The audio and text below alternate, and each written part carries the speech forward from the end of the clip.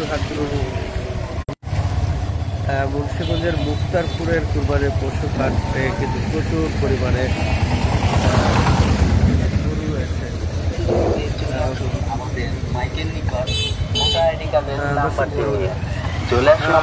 এই মুহূর্তে আপনাদেরকে মুক্তারপুরের পুরো যে কুরবানির পশুর হাটটি, এই পুরো কুরবানির পশুর হাটটি আমরা আপনাদেরকে ঘুরে দেখাবো। আপনারা দেখছেন এখান থেকে যান বরং এখান থেকে কিন্তু শুরু হয়েছে মুক্তারপুর যে ব্রিজের ডাল, সেখান থেকে শুরু হয়েছে এই কুরবানির পশুর হাট। যে কুরবানির পশুর হাটগুলো যেখানে যেখানে গরু রাখার জন্য যে স্থান নির্ধারণ করা হয়েছে, এই স্থান অনুযায়ী কিন্তু রাস্তার পাশে থেকে শুরু করে আপনারা দেখছেন যে তৈরি আবহাওয়ার মধ্যেও কিন্তু প্রচুর গরু কিন্তু রাখা হয়েছে। যদি আমরা আপনাদেরকে একটু দেখাচ্ছি যে এই যে জানতাম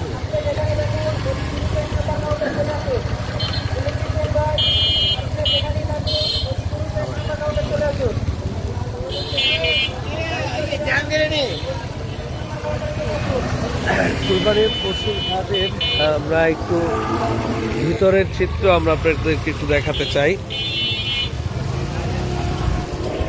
এই মুহূর্তে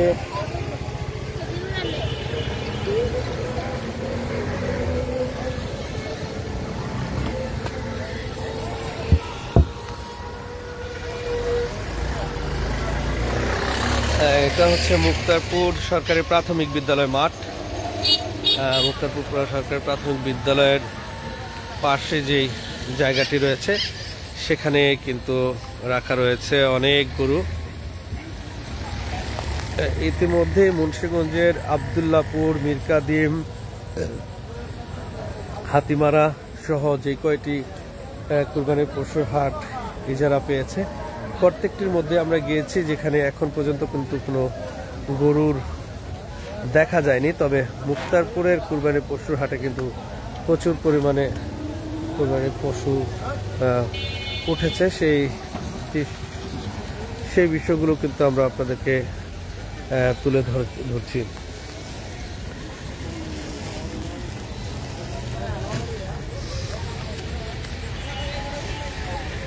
এখানে রয়েছে সব গরুই কিন্তু বিশ্রামে রয়েছেন। আমরা দেখছিলাম যারা এই হাটে গরু নিয়ে এসেছেন বিভিন্ন জায়গা থেকে, আমরা একটু তাদের সাথে কথা বলার চেষ্টা করব যে তারা কে কোথা থেকে এসেছেন। আমরা সেই বিষয়গুলো আমরা আপনাদেরকে জানাবো। তবে কুরবানির পশুর হাটের যেই পশু রয়েছে সেগুলো কিন্তু এখন পর্যন্ত যেই কাস্টমার রয়েছে তারা কিন্তু এখনো পর্যন্ত সেভাবে আসতে পারেনি, কারণ বৈরী আবহাওয়া যেই চলছিল সেই বৈরী আবহাওয়ার মধ্যে কিন্তু মুন্সিগঞ্জের এই যে মুক্তারপুরের কুরবানির পশুর হাটটি, এই পশুর হাটটি কিন্তু সবচাইতে বড়, যার ফলে এই পশুর হাটেই কিন্তু সর্বপ্রথম ক্রেতারা এসে সব ধরনের কুরবানির পশু ক্রয় করার জন্য প্রাথমিকভাবে স্থান বাছাই করে নেন। আমরা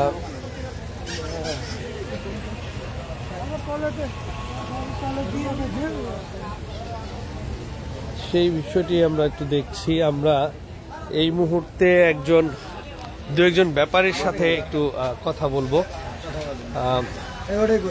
দাদা, কোথা থেকে আসছেন? কয়টা গরু নিয়ে আসছেন এবার? আমি শিয়ালদহ থেকে আসছি। আচ্ছা, তা কি অবস্থা বলেন? মোটামুটি ভালো আর কি। আপনি কি প্রতিবারই এই মুক্তারপুরের? হ্যাঁ, আমি প্রতিবারই মুক্তারপুরে হাট করি। এবার কয়টা গরু নিয়ে আসছেন আপনি? আমি 28টা গরু নিয়ে আসছি। 28টা গরু নিয়ে আসছেন।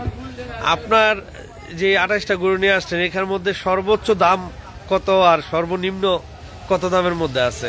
সর্বোচ্চ দাম 1,80,000, 150, 120, 80, বিভিন্ন রকমের গরু আছে। এই গরুটা আপনার দাম কত? এইটা এই গরুটা 70-75। এখন পর্যন্ত কাস্টমার কি আসছে? মোটামুটি মোটামুটি আসছে। দেখা যাচ্ছে। আর কি বৃষ্টিটা না থাকলে একটু কাস্টমারের সংখ্যা বাড়তো। দর্শক, এখন পর্যন্ত কিন্তু মুক্তারপুরে যে কুরবানির পশুর হাট, সেখানে কিন্তু কাস্টমার রয়েছেন, কিন্তু সে কাস্টমার কিন্তু সেভাবে এখনো আসেনি। আমরা আরেকজনের সাথে একটু কথা বলতে চাই। ভাই, কোথা থেকে আসছেন আপনি? সিরাজগঞ্জ থেকে। কয়টা গরু নিয়ে আসছেন? কয়টা? পাঁচটা। আগে পরে কি এই হাটে কি গরু নিয়ে আসছেন? আসছেন না? তো কাস্টমার কি আসা শুরু করছে? টুকটাক আসতেছে, দাম জিজ্ঞাসা করতেছে। এই গরুকে আপনার? এগুলো আপনার না? সর্বোচ্চ কত টাকার মধ্যে আছে আপনার এখানে? সর্বোচ্চ আছে 1.5 লাখ। 1.5 লাখ? 1.5 লাখ কোনটা? ওই যে ওইটা তো অনেক বড় গরু দেখা যায়।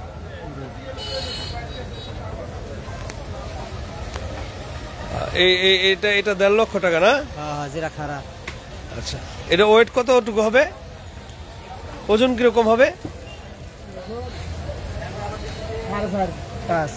4.5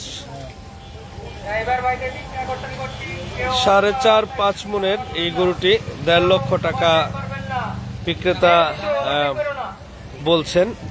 আচ্ছা, আমি যদি একটু জানতে চাই আপনার কাছ থেকে, এই গরুটা আপনি কত হলে ছাড়বেন?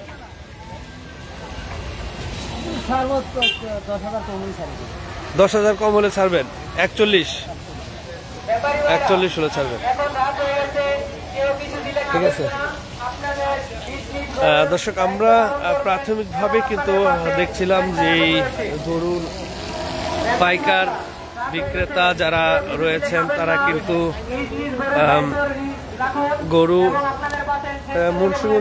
মুন্সিগঞ্জের মধ্যে এই মুক্তারপুরের পশুর হাটটির মধ্যে কিন্তু সবচাইতে বেশি কুরবানির পশু উঠেছে ইতিমধ্যে।